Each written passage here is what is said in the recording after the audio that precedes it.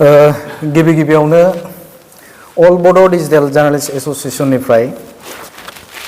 फैबाय थानाय क्रिसमास आरो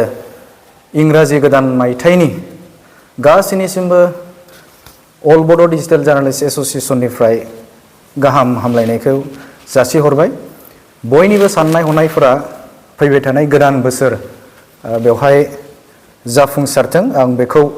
अल बड' डिजिटेल जार्नालिस्ट एस'सिएशननि जानानै गासैनिसिमबो गाहाम हामलायनायखौ जासिहरबाय। दिनै खौरां मेल खालामनायनि गुबै आयदायानो बेनो जाहैबाय थांनाय 3 डिसेम्बर 2022 मायथाइयाव गरेस्वराव जोङो अल बड' डिजिटेल जार्नालिस्ट एस'सिएशननि मोनसे बोसोरारि जे हाबाफारि, बे हाबाफारिया जानानै थाङो आरो बेखौ बै सानखालिनो जोङो गोदान आफादखौ सिफायनानै गोदान आफाद दाफुंनाय जों जादोंमोन आरो बे आफादनिनो दिनै चिरां जिल्लानि बेन्दोङाव थानाय रुनिकाटा नैबे गोदानै लुफुंजानाय जे ब्लक, बेवहाय जोङो मोनसे गोदान आफादनि बिबान होनाय जों हाबाफारि दिनै लानानै थांदों, थामहिनबा दिनै जालांबाय। दा बेखौ नोजोर बोनानैनो जे 2019 मायथाइयाव दाजानाय अल बड' डिजिटेल जार्नालिस्ट एस'सिएशनाव गासै मोन 14टा बर'नि गुबुन गुबुन चेनेलफोर, बे चेनेलफोरा खौसेयै लोगो नांनानै खामानि मावबाय थादों आरो बेखौ स्ट्रं भाबै नोजोर बोनानै बा बेखौ, बे आफादखौ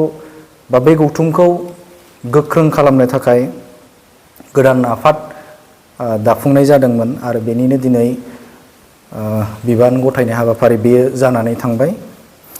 बे हाबाफारियाव जों गुबुन गुबुन दैदेनगिरिफोर, जोंनिनो अल बड' डिजिटेल जार्नालिस्ट एस'सिएशननि दैदेनगिरि बिथांमोना, चेनेलनि बिगोमा बिथांमोना बाहागो लादोंमोन आरो बेवहाय जों माखासे मानि जे बिथांखि लानाय जादों, बेफोर सरासनस्रायै जोङो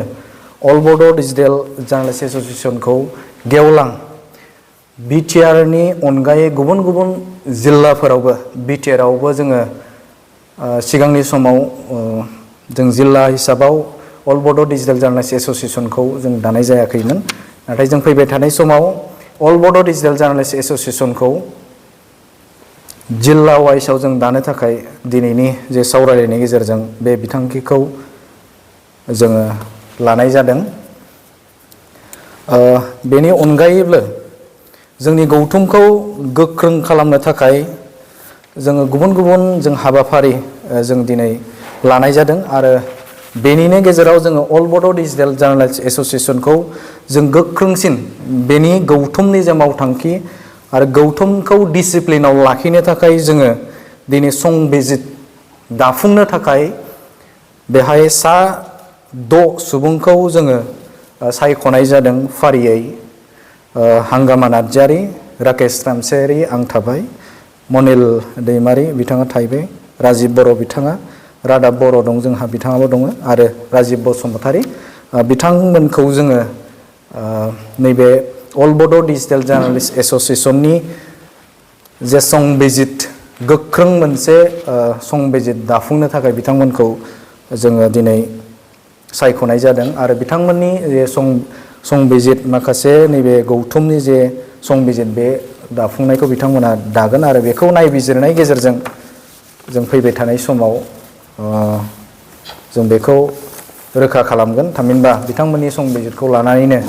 नैबे अल बड' डिजिटेल जार्नालिस्ट एस'सिएशनखौ जोङो रान खालामनो थाखाय जों आखायाव लादों। जों बेखौनो खावलायगोन जाय बिथांमोना अल बड' डिजिटेल जार्नालिस्ट एस'सिएशनाव बाहाबाखै, गिबियावनो बिथांमोनखौ जोंजों जगाजग खालामनो थाखाय आं खावलायगोन आरो बेवहाय जोङो गासै चेनेलफोरा बाहागो लानाय बा माबे चेनेलफोरा माखासे सुबुंफोरनियाव डाउट जानो हागौ, दा बिथांमोननो आं क्लियारिफाइ होनो नागिरदों। दा बेहाय बर'फोरनि गोख्रोङै खामानि मावनाय नैबे बिटिआर हालाम आरो आउट अफ बिटिसि हालामफोराव खामानि मावग्रा जे चेनेलफोर, बेखौ आङो नोंथांमोननि सिगाङाव मख'नो नागिरदों।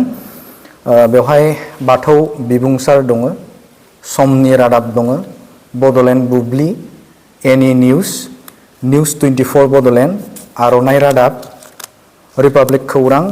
टाइम्स नाव बड'लेण्ड, इउनाइटेड निउस, बड'सा, जमदुवार रादाब, बर' खौरां, SM news, premier news, NBNN news. दा बे चेनेलफोरा दासिम जोंनियाव मुं थिसनदों आरो बे अल बड' डिजिटेल जार्नालिस्ट एस'सिएशनखौ बिथांमोनखौ सोद्रोमा महरै जोङो लानाय जाबाय। आरो लोगोसेनो थाबोनाय जिखिनि बर'नि चेनेलफोर दङ बे चेनेल बिथांमोनखौ अल बड' डिजिटेल जार्नालिस्ट एस'सिएशननिफ्राय गुरैयै खावलायनाय जे नोंथांमोना नैबे अल बड' डिजिटेल जार्नालिस्ट एस'सिएशनाव गासैबो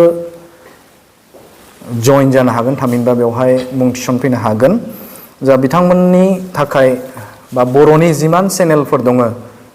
बै जेसेबां चेनेलफोर दं बे चेनेलफोरखौ जोंजों थामहिनबा अल बड' डिजिटेल जार्नालिस्ट एस'सिएशनाव फैनानै ज' खामानि मावलांगोनखौ आङो आसा खालामदों। नोंथांमोना फैनानै जगाजग खालाम आरो अल बड' डिजिटेल जार्नालिस्ट एस'सिएशनाव नोंथांमोना हाबफै। दा बेवहाय थांखिया बेनो जे अल बड' डिजिटेल जार्नालिस्ट एस'सिएशनाव गोबां जोंनि खौरांगिरिफोर दङ, खौरां बा चेनेलफोर दङ जाय चेनेलफोरा दिनैनि तारिखाव जे मोनसे स्मार्टफनजोंनो जायखिजाया मोनसे लग' लानानै बिथांमोना चेनेल बानायो, चेनेल गोदान गोदान खालामबाय थायो। आब्रुथि गैयै मोनसे बर'नि गेजेराव थासारि, बे थासारिया जानायखौ जों नुनो मोनदों। मोनसे लग' लाबाय, मोनसे मबाइल लाबाय, स्मार्टफन लाबाय, बेजोंनो निउस बानायनाय जों नुनो मोनदों। दा बेफोरखौ नोजोर बोनानै जोङो माबोरैबा बेखौ होबथानो हायो आरो बर'नि खौरांगिरिफोर बा बर'नि जिखिनि चेनेलफोर दङ बै चेनेल थानायफोरखौ जोङो मोनसे समान भाबै बा आब्रुथियाव जों लांनो हायो नामा, जों बेखौ नोजोर बोनानै अल बड' डिजिटेल जार्नालिस्ट एस'सिएशना दिनै माखासे माने जोङो बिथांखिफोर लादों आरो बे बिथांखिनि गेजेरजों जाय जोंनि अल बड' डिजिटेल जार्नालिस्ट एस'सिएशननि बिथांखिफोर बेखौ गनायनो बा गनायोब्ला जों बिथांमोनखौ रिकगनाइज खालामगोन, थामहिनबा अल बड' डिजिटेल जार्नालिस्ट एस'सिएशननि सोद्रोमा महरै जों थिसनगोन।